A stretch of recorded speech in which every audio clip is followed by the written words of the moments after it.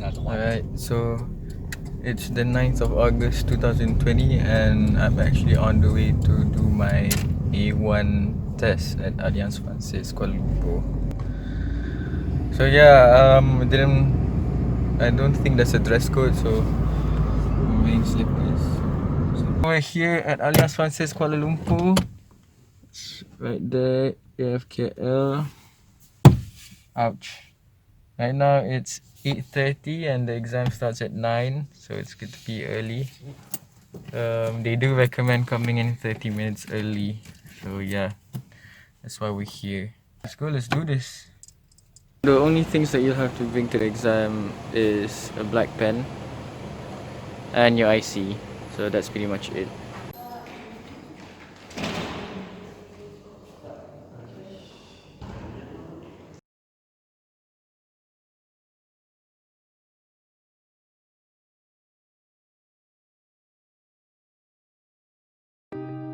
We were in the room, listening to several audios for the listening comprehension part of the exam. I remembered all those times listening to audio lessons through Pimsleur. Voilà 100 euros. Listening to French music, watching Netflix shows. It really all helped during that time. During the reading comprehension part, which was the second part, then all those times reading comics, graded children books, the Asthma workbook. 1 year of learning really does put one at ease. Finished with the A1 test. Apparently this is something that we'll have to bring next week. It's called a convocation. It's supposed to be an hour and a half, but we finished in an hour because it wasn't that bad and felt confident in answering it. So yeah, it wasn't that bad, and we could actually hear the listening comprehension was quite clear because we were in a small room. And yeah, I guess that was the one that I dreaded for, and it went well. Yeah, that's it. À prochaine.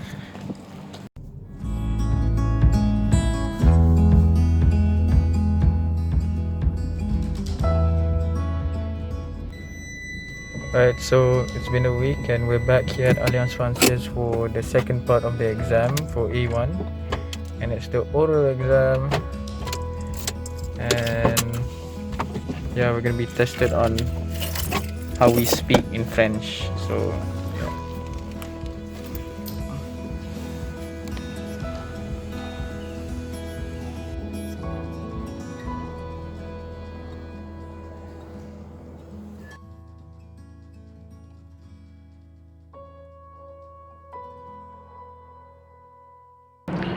Alright, and we're back.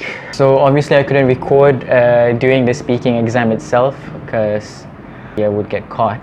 So yeah, we're back here and I'll tell you a bit about what happened during the speaking exam. There are 3 parts. The first part is called Entretien dirige. They like to call it a guided conversation. Basically it's between you and the exam. So it's between you and the examinator. The examinator is going to be asking questions about yourself. She's going to be asking, comment vous vous appelez, quelle est votre nationalité, and then you just answer, and it's going to go more or less like an interview kind of style.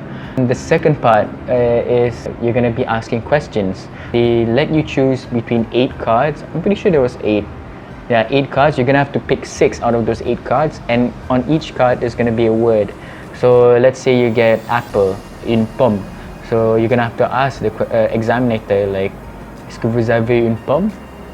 And then they'll reply. But yeah, you gotta follow the context. Like, why are you asking her? She has an apple. But I think it should be okay, even if you ask them if there's an if they have an apple. Out of those 6 words, there was one word that I didn't know. It was stage. I thought it was a stage. But it wasn't. It was actually an internship. That's what stage means. And I went on asking, est-ce que vous avez stage? Which in a way, it doesn't make sense without the un stage. I should have said something like, comment s'est passé votre stage? How was your internship? Maybe she had one before. Just brush up on your vocabulary in that sense. The third part It's called Jeu de rôle. Jeu de rôle is role playing. Out of 6 cards, you're gonna have to pick 2 cards. So, and out of those 2 cards, you're gonna have to only pick one. One was for an orchestra, and I was kind of worried because I didn't know how to describe music that well. And then the second card was traveling to a certain destination, I can't remember, and it was kind of confusing. So what I did was I picked the orchestra one because I just followed my gut. The examiner was asking, what would you like to watch today? So she was listing out all these things like tu préfères la musique classique, piano music. There were a couple, and I just ordered my tickets. So thankfully it went okay. There was money involved as well, so they're gonna give you some money, so you're gonna have to pay. So you have to know the amount when they ask for the amount. So be sure to brush up on your numbers and money game as well. Why did I do this in the first place when I didn't have to take the exam? Basically, in my French journey, I was wondering, how can I measure myself now? I know some people use the number of words that they've learned using like various apps, but I decided to go to the traditional route in taking exams, so the Delf exams. And that was after 1 year of study. Only then I took the A1. It was kind of exhilarating because it's been a while since I did an exam, and that was the last time I took an exam was one of my final days back in uni. It was motivating and encouraging in a way because you have to aim to score well in the exam that you're going to be undertaking. So it motivates me to study more.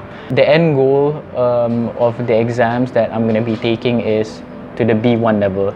It's because the entry level to enter universities in France is B1, and it's not that I want to go back to university, it's just that it's a good benchmark because a lot of people that I've met who know French here in Malaysia, they have a B1 certificate and they can speak really well in French and converse. If I don't get to B1, I just want to be conversationally fluent at least. But B1's a good measure to get there. So full disclosure, the exam was actually 5 months ago. Last week I took the certificate because the certificate actually reached KL in November. So I just took it last week and I finally got it here. And my results are not that bad. Proud of them because that's what you get after 1 year of studying. And hopefully I'm gonna study another year, and hopefully I'll take the A2 exam in this November 2021. I heard it's a bit more difficult than A1, definitely. So that's my experience with A1. I hope this gives you a rough idea of how the A1 is like to those of you who plan to take the A1. Don't forget to like, share and subscribe this video if you haven't, and stay tuned for the next journey. Hopefully it's gonna be the one with me taking the A2.